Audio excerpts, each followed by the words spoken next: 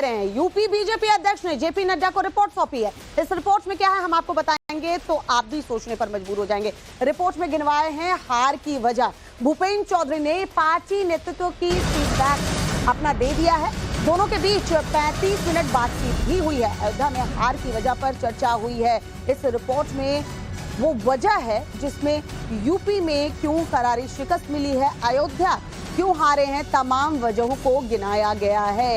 एक तरफ असम के सीएम हेमंत बिस्वा शर्मा देखिए ये दावा कहते हुए नजर आ रहे हैं कि चाहे विकास का कार्य हुआ हो और ज्यादा विकास भी हुआ हो, लेकिन एक विशेष समुदाय ने सिर्फ और सिर्फ कांग्रेस को वोट किया है, इंडी गठबंधन को वोट किया है, टैक्टिकल वोटिंग की गई है, लेकिन हिंदुओं ने मेरिट के आधार पर वोट किया है। क्योंकि आप देखिए यहां पर जो नाराज थे हिंदू, उन्होंने वोट कास्ट नहीं किया।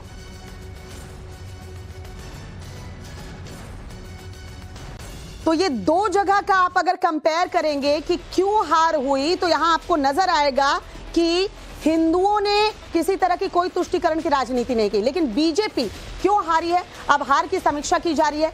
कुछ आपको पॉइंट्स बताते हैं। नौकरशाही की मनमानी हुई, ये रिपोर्ट में कहा गया, भूपेंद्र चौधरी ने जो रिपोर्ट भेजी है। दूसरी तरफ मतदाता सूची में गड़बड़ी जो है वो भी पाई गई है, यानी बहुत लोग वोट कास्ट नहीं कर पाए या उनके नाम कटे हुए थे। अपनों की दगाबाजी, ये एक बहुत बड़े प्रत्याशियों से नाराजगी, ये भी एक बहुत बड़ी वजह बताई गई है। आरक्षण पर झूठा नैरेटिव जो है वो सेट किया गया, ये भी एक हार की वजह बताई जा रही है। संविधान पर झूठा नैरेटिव जो है वो सेट किया गया और ये काम कर गया।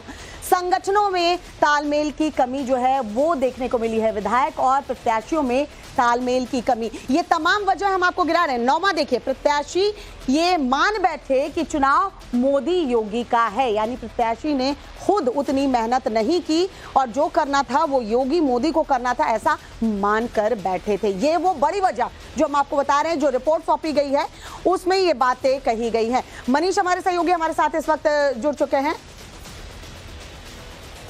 मनीष, भूपेंद्र चौधरी की रिपोर्ट सौंपी गई है। भूपेंद्र चौधरी की रिपोर्ट में तमाम ये बातें जो सामने आ रही हैं वो किस ओर इशारा करती है? पार्टी को यहां मंथन करने की जरूरत है, ग्राउंड पर उस तरीके से काम होना चाहिए। देखिए, बिल्कुल मंथन करने की जरूरत ही नहीं, बल्कि कई दिशाओं में काम करने की भी जरूरत है। एक आपस में कोऑर्डिनेशन जो कि विधायकों और प्रत्याशियों में होना चाहिए था, वो देखने को नहीं मिला। ग्राउंड लेवल पर कार्यकर्ता एकदम आश्वस्त हो गया था कि योगी और मोदी के चेहरे पर ये चुनाव लड़ा जा रहा है, तो ज्यादा मेहनत करने की जरूरत नहीं है। इसके अलावा संगठन और सरकार के बीच भी तालमेल की जो बेहतर चीज होती है वो उसका अभाव देखने को मिला, जिसके चलते नतीजे इस तरीके आए। प्रशासन पर भी कमेटी की रिपोर्ट में आरोप लगाया है, प्रशासन के कुछ फैसले ऐसे रहे जिससे जनता में गलत मैसेज गया।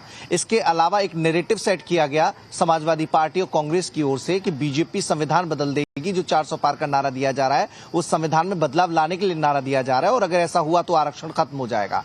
तो ये कुछ ऐसे बिंदु हैं जो 40 जो कमेटियां बनी थी उन्होंने अपनी रिपोर्ट में भूपेंद्र चौधरी को ये सारी चीजों का जिक्र करते हुए उन्हें रिपोर्ट सौंपी, और अब भूपेंद्र चौधरी ने जो है ये रिपोर्ट जेपी नड्डा को सौंपी है, उनमें इन सभी बातों का जिक्र है। तो अब ऐसे में बीजेपी को इन बिंदुओं पर काम करने की जरूरत होगी, क्योंकि उपचुनाव आगे सर पर है और 2027, क्योंकि यूपी बड़ा राज्य है और यहां से एक बड़ा संदेश जाता है। अगर बीजेपी की हार हुई है तो उसको लेकर भी बीजेपी में बौखलाहट का माहौल है, क्योंकि बड़े सूबे में अगर इस तरह का मैसेज जाएगा और वो भी जहां से प्रधानमंत्री चुनकर आते हों, उस संसदीय क्षेत्र में भी जीत का मार्जिन बहुत कम रहा।